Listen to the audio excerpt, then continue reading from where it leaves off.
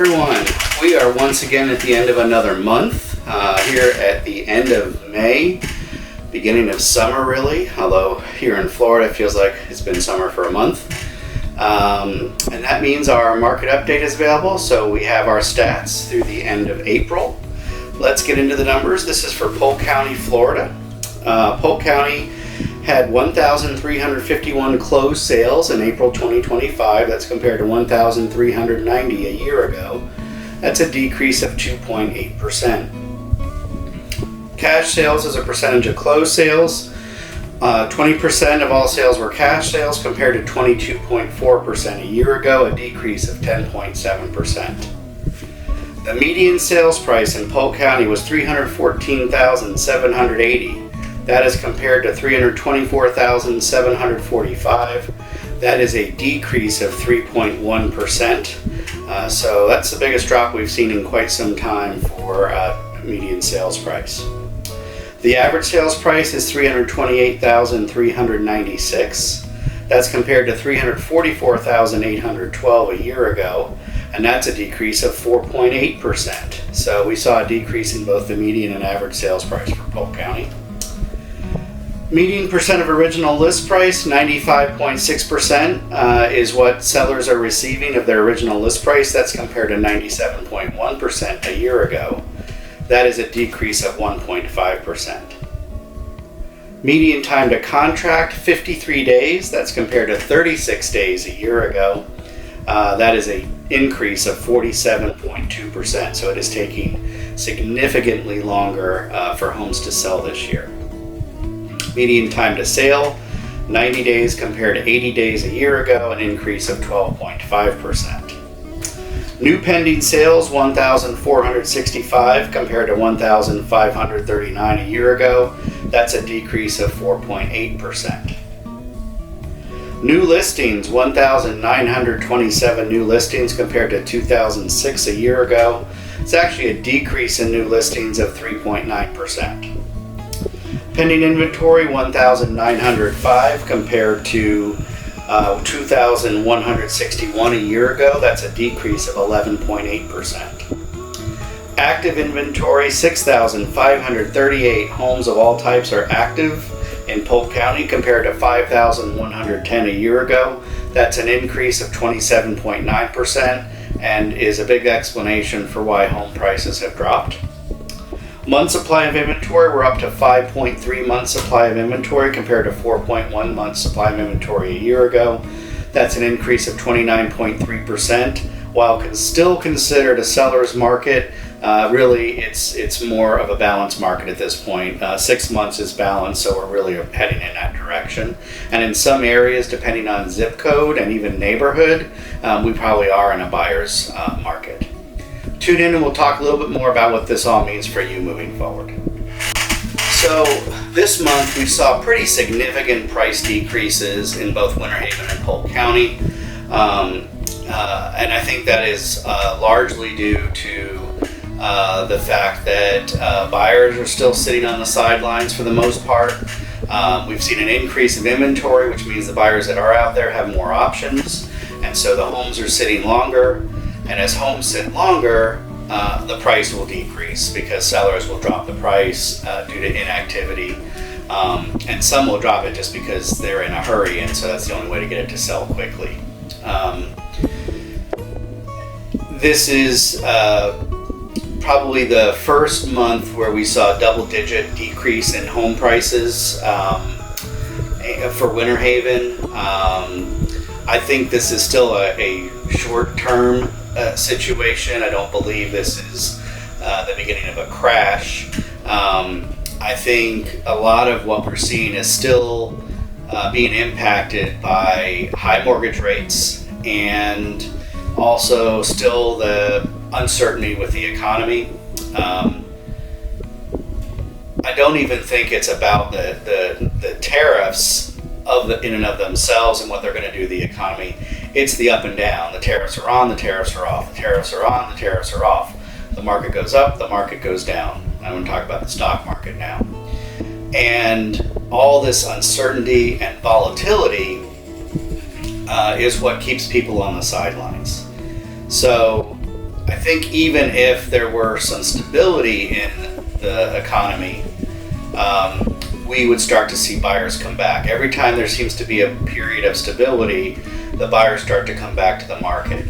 Most buyers are no longer waiting for a 3% interest rate, because I think most realize now that that's probably not going to happen anytime soon.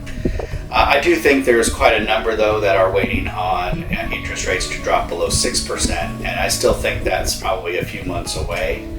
But it really depends on what happens with the economy and if we get some stability.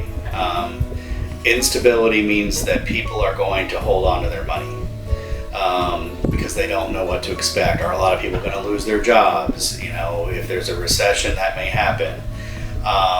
And they want to have savings to fall back on in case that does happen. So people get very conservative with their money when the economy is uncertain and volatile. When they can know and plan for what's happening more or less, they're going to be more willing to spend, and especially spend on big ticket items like cars and ultimately real estate. So I think that's what's happening in the market. If you're a buyer and you can afford to buy, this is actually one of the best times to buy, because sellers are going to negotiate with you. They're going to lower their costs. You can negotiate the price. They're going to offer seller concessions. So they're going to offer you money for closing costs. They're going to offer you money to pay down your interest rate. And you have a lot of options. So you can have your pick of houses, because there is a lot of inventory right now. If you wait until mortgage rates go down, that's what everyone else is doing. And so now you're going to see an increase in competition for those homes. That's going to drive prices up. And when sellers don't need to, when there's not as much, when there's more buyers for homes, sellers are not incentivized to negotiate, and they're not incentivized to give closing cost assistance or money towards buying your rate down. So those are some things to be aware of. One of the areas where there's a real opportunity right now, and I've said this in a lot of videos, is in new home construction. And the reason for that is the builders are building, and there's a lot of construction in our area. If you're driving around, you've seen it. And those builders do not want homes to sit for very long. The longer they sit, the more money they lose.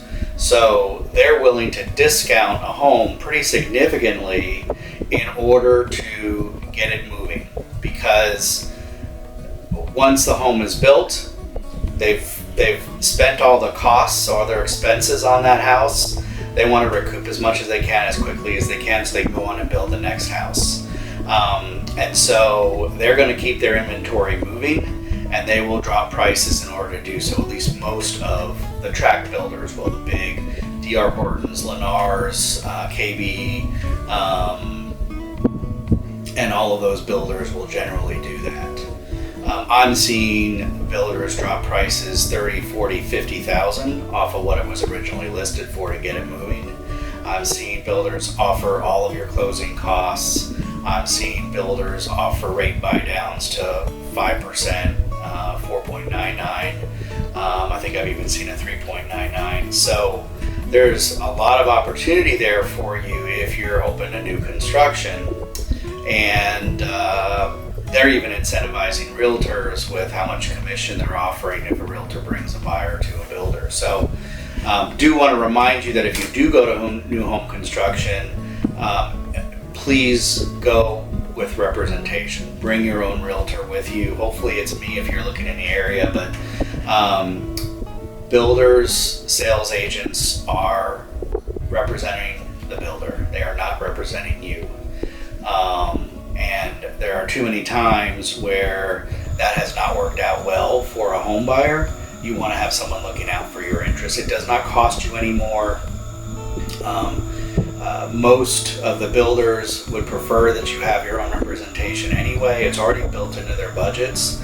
The other nice thing about going new construction is you don't have to worry about whether your agent is being paid by the seller, because in most instances they are.